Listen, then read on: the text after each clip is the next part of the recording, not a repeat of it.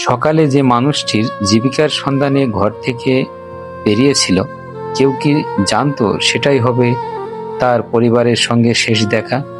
ঝিনাইদহ জেলা সদর উপজেলার ৬ নং গান্না ইউনিয়নের ছোট্ট একটি গ্রাম গোপীনাথপুর। এই গ্রামেই পরিশ্রমী রং মিস্ত্রি ছিলেন আব্দুল্লাহ। পরিবারের মুখে দুমুঠো অন্ন দিতে প্রতিদিনের মতো সেদিনও তিনি কাজের উদ্দেশ্যে ঝিনাইদহ শহরের পথে রওনা হন। পথিমধ্যে কালোহাটি গ্রামের কাছে ঘটে যায় এক মর্মান্তিক দুর্ঘটনা।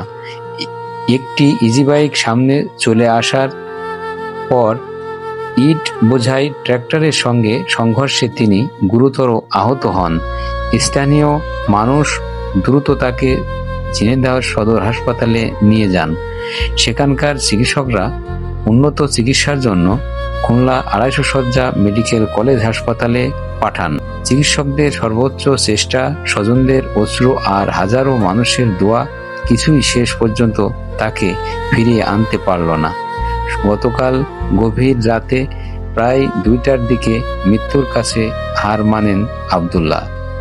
আজ সকালে যখন তার নিথর দেহ নিজ গ্রাম গোপীনাথপুরে পৌঁছায়, তখন পুরো গ্রাম জুড়েই নেমে আসে শোকের ছায়া। আত্মীয় স্বজন, প্রতিবেশী, বন্ধু সবার চোখেই অশ্রুসিক্ত, বুক ফাটা কান্না। আব্দুল্লাহ চলে গেছেন, কিন্তু রেখে গেছেন এক অসহনীয় শূন্যতা। রেখে গেছেন নিষ্পাপ একটি ছেলে, একটি মেয়ে, প্রিয় স্ত্রী এবং বৃদ্ধ গর্ভধারিণী মাকে।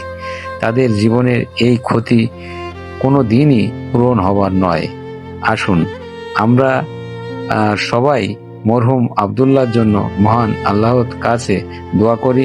আল্লাহ যেন তাকে জান্নাতুল ফেরদাউস দান করেন এবং তার শোক সন্তপ্ত পরিবারকে এই কঠিন শোক সহ্য করার শক্তি দান করেন। সবাই ভালো থাকবেন। আসসালামু আলাইকুম।